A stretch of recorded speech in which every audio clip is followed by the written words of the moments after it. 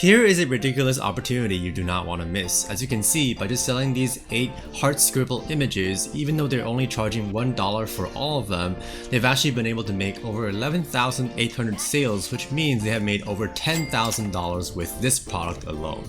And here's another one, which is merely selling digital files of a bunch of sarcastic quotes for which they're also charging $1 for, but have actually made over 42,700 sales, and you can pretty much do the math on that. Look what I found in my pocket! Look!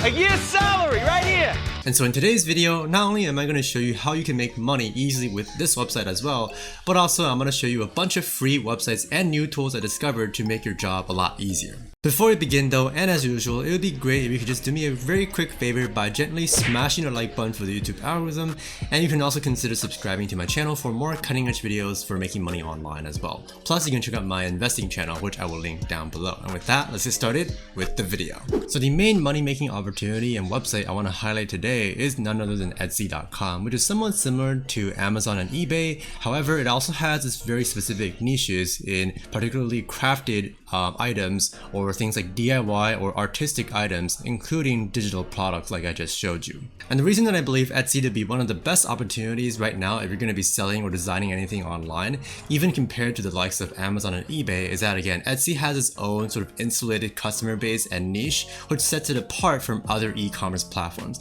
And it's also growing extremely quickly, which I actually covered in my new investing video as well, in which I explained why I'm actually buying Etsy stock. So you can go ahead and check out that video if you're interested in that part of it. Of course!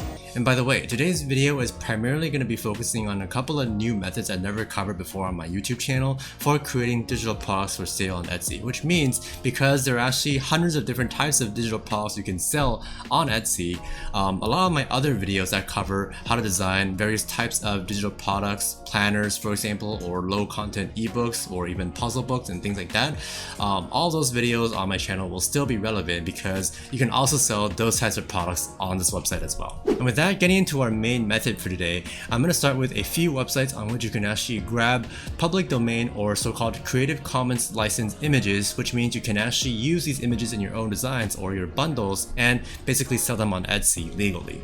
So first up, we have a website here called svgsilh, and as you can see at the top here, it says that all contents are released under the Creative Commons CC0 license, which means you are indeed allowed to, download any of these images and even sell them on Etsy. However, the thing is, and kind of one of the reasons that people actually go onto Etsy is they want the convenience, right? And also the reputation of Etsy. So some people, first of all, may actually wonder, whether artists or certain designers or people who go onto Etsy to buy these things, why not just, why don't these people just go onto these websites and just download the stuff themselves? Well, I would say that the main reason, and by the way, these things do sell, right? So that's sort of evidence there, but also the main reason for that is that instead of having to go onto the websites like these and find a bunch of images that they need, which will take them a bit of time, right? They would rather go onto Etsy to just search up something which is a lot more convenient for them, especially since a lot of these images will come in bundles, which is just a bit of convenience and saving time, which actually justifies the little amount of money that they're paying for any of these bundles. You guys are getting paid? And so going onto svgsilh and compiling these specific types of bundles to sell on Etsy can actually be sort of a service you provide for other people, right? Which again justifies the prices that people are paying, which means you can actually make money from just doing this and without necessarily designing your own images. So for instance, you can actually use the top right search bar instead of browsing through all their images and look for specific niches, right? And for example, I can actually type in something like spooky, for which there are a lot of these related spooky images, which I can literally just download. And you'll notice that there are also different file types too, which is the great thing about this website, because you want backgroundless images so that people can actually overlay them successfully onto whatever designs or items that they want, right? Especially for like artists. So you can definitely just download a bunch of these, for example, spooky images, and just bundle them together and then just list them as one product on Etsy. And real quick, there's actually a great tool you can use in combination with this strategy, which is this website here called Sales Samurai, where you can actually register for a free trial during which you can actually do as much keyword research as you want during those few days, right? And then you can use that information to then create or compile Etsy products for sale. But anyhow, for example, example, how Sales Samurai works is that you can actually search up any keyword, right? So here I've actually searched up spooky PNG being the backgroundless image, right? Or you can also type in spooky SVG or even a longer tail keyword. But as you can see here, the spooky PNG, if we look down here, seems to be a pretty broad keyword. However, they actually suggested other perhaps even more effective and lower competition keywords like Halloween, PNG, right? For whatever reason, there's two PNGs. But if we look at the CTR, which is the click-through rate, it's very, very high at 16.13, which means a lot of people who see these search results and these designs are really clicking into each product. And also, if we look to the far right, they're under Google competition. This is that the competition is low, which means there's likely fewer people currently creating these types of designs or listing these types of designs on the platform. So you can definitely play around with this tool. It really helps you identify some of the lower competition, higher popularity, relatively speaking, products on Etsy so that you can actually go and target and compile these image bundles accordingly. And so if you're interested in trying out Sales Samurai, I'll put a link to it down below, which you can just sign up for a free trial for, but I'll also include a special coupon code, or you can just type it in, which is Influencer Unchained without the space, which will allow you to get 20% off if you then decide to purchase the service or subscribe to the service after your free trial. So it's again, Influencer Unchained for 20% off for life. Next up, I also want to highlight Fiverr as another great place to source digital files and digital templates as well for a small fee. For instance, I can also search up something like icons here, where I can actually commission somebody to design icons for me for starting from $5, and then I can use those icons they made and basically sell them infinitely many times on, say, Etsy, right? Right. And as a quick tip, app icons seem to be doing especially well on Etsy right now. For example, with this listing here, which has gotten over 335 reviews, that's also selling for nearly $4, as well as this one here that's actually even selling for almost $13 and has gotten almost 300 reviews, full stars or 5 stars rather. And the list kind of goes on with these different types of custom-made icons that people are actually charging a little bit more for compared to some of the other examples I showed you earlier. Now, for another free website you can use to find images to sell on Etsy, we have this one here called Rawpixel.com, or if you just click on the top here where it says public domain, you can then find these, well, public domain images you can potentially use, right? But the thing is, a lot of these are not by default backgroundless images, so they're not either, you know, PNG or SVG files. So I'm going to show you an easy way you can use to convert any images you find from Rawpixel especially, or even other, you know, royalty-free image websites as well, like Pixabay is another example. But anyhow, for example, if I just search up something like spooky again, we'll find some of these images such as these black and white ones that we can also use for perhaps like a graphics bundle, right? And as you can see, the license here is indeed from the public domain, which means we are allowed to use it. But this thing is actually in a JPEG right now, which means, well, this image is a JPEG, which means the background is currently white. It is not transparent per se, which means creators cannot actually use the image and put that onto, say, t-shirts or stickers or whatever designs they want to use, right? So what we can do is, first of all, we want to download the image basically as a JPEG is fine, and we're going to use another free tool to convert it into a PNG. So here I'm just going to click on free download right here. Now to convert that image we just downloaded into a backgroundless image, we're going to use a free software called Inkscape. And Inkscape is actually very impressive in that not only can it do something like that, but you can also use it to draw your own images, for example, right? Like especially simple ones like the hearts I showed you at the beginning. Or you can also use Inkscape to download into various different formats, because if you can actually make your file types more versatile, as you can see, besides SVG and PNG, there's also other types like, I believe, DXF or any other type of backgroundless image type.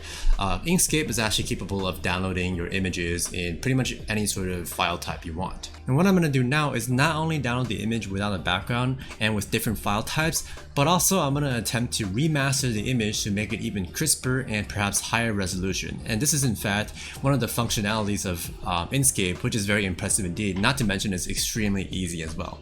So all you have to do is to first of all highlight the image that you want to remaster and download without a background. So I'm just going to type Ctrl A to highlight this. And then what you want to do is go to Path up here and then select Trace Bitmap, which is the third option here. Okay, so Trace Bitmap. So it's, again, it's Path, Trace Bitmap. And then what you can do here is select brightness cutoff. This typically works the best for these types of gray or black and white images, although you can use probably a different setting here if you're going to be dealing with color images or different types of compositional images. Anyhow, we're going to do brightness cutoff, and then I'm going to select a brightness threshold of about 0.6. You want this to be about 0.5 or 0.6. You can again experiment with this, and if you do it too low, close to 0, it's going to give you a really I think dark image, but if you make it too high, it'll be too bright. So you want to have it somewhere between 0 and 1, somewhere in the middle. Anyhow, all you have to do now after setting this is to click on apply on the far right here, and it'll actually, as you can see, it'll actually duplicate a new image for you, and it's all been traced out very well. And this is in fact the new PNG that has come out, right? So it's actually a backgroundless image that I can actually use for selling on Etsy, for example. And as you can see, because I did the trace bitmap functionality here, the image actually looks a little bit different as well, in that it actually looks a bit darker and perhaps not as like pencil looking, right? So it sort of depends on what type of effect you want. If you want to make it a bit darker and perhaps higher resolution, this looks really high res, and if I actually zoom in, you can see that it's not grainy at all, right? It's not pixelated as well. Whereas if I actually scroll in, or zoom in rather, to the original image, you'll see how pixelated and blurry it is, right? So again, very impressive stuff coming out of Inkscape here. So now what I'm gonna do is, if I just download this straight up, it's gonna be like 2 images, right? So what I want to do is to delete the original image, which I can just select this by clicking on it and then just hit delete. And then what I want to do is I can drag this back to my canvas here and then resize it if I want to, which I will do. And then I'll just go ahead and download this as a PNG, which all I had to do is to go to File, click on, let's see, Export PNG Image, and then I can just, let's see, you can tweak some of the settings if you want, like image size, but all I need to do for now is to just click on Export, and it'll be exported right onto my Downloads folder, wherever I set it, which is right here. If I open it, as you can see, the image is done, right? If I zoom in, it looks pretty nice. Again, I can resize the image over on Inkscape if I want to. But that's essentially how you can process images, even that originally have backgrounds, and turn them into backgroundless images. Nice. And besides downloading an image as a backgroundless PNG file, you'll also want to download it under different formats, right? For instance, if we head back over to Etsy and happen to look at a Halloween themed graphics pack, we'll see that they actually have different formats for their images, including PNG, which we just did, but also with SVG, let's see, DXF as well as JPG, and if we scroll down here, they also have PDF. And all you need to do here is also very easy. Again, we're going to go back over to Inkscape, and instead of hitting export PNG image, which is exclusively for PNGs, obviously, hence the name here, right? We're going to select save as. Okay, so again, export is for PNGs exclusively, but save as is for any other file type, right? So here, as you can see, if I just open up the drop down here, we can save as an SVG file, right? We can also save as DXF files. You can also save as PDF files, and if you want a JPEG, you can pretty much just use the original image, or just use something like Microsoft Paint or Photoshop to do that. Well, you don't need Photoshop, you have this, but JPEG is usually the easiest one to do. And for a couple of last things to look out for before you upload and create your product on Etsy is that first, if you're doing especially bundles of a lot of images, Etsy actually only allows up to I think 4 or 5 files that you upload per product. But what a lot of people do, and what you should do, is you should create a bunch of zipped files, right? So each zipped folder file actually counts as one file in which you can include a whole bunch of images, right? For example, if I wanted to do these 3 images just as an example, I can just highlight them all, right click and select let's see, send to compressed, right? So this is how I would compress or put everything into a single zipped folder, which counts as one file you upload onto Etsy. And this might work differently for Macs, but this is how it works for Windows, right? So I'm just gonna label it spooky1 or whatever, and this will actually contain all 3 images that I can just upload under one file. And next, the second thing is when you're creating your listing on Etsy, you actually have to make a thumbnail as well, right? Something like this. And these are usually very simple to design. You can basically just use any editing software of your choice. And one really good one rather is just Canva, right? So you can just go to Canva, and you can also consult a lot of the different templates that people have. What you can also do is if you're doing something similar to somebody else, let's say if you're doing these like spooky downloadable templates, you can actually just print screen, right? Let me just try that right now. I'm gonna print screen. I'm gonna go over to Canva, open up like a random blank template. The dimensions are probably off a bit, but I can actually paste in my printed screen here. Oops, I have dual monitors, so it looks weird. I can actually paste in my printed screen here, crop the image, and then resize it appropriately, and then I can just use their template, right? Obviously, I don't want to use the exact same images, right? You don't want to do that because that's plagiarism, but what you can do is keep a similar format.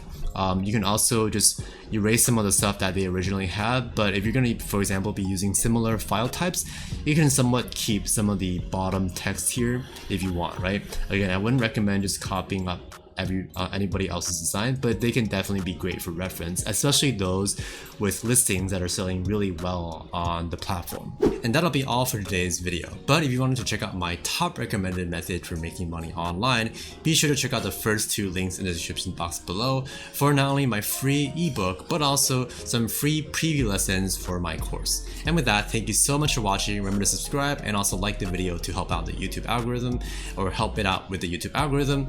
And with that, I'll see you in the next video. Peace.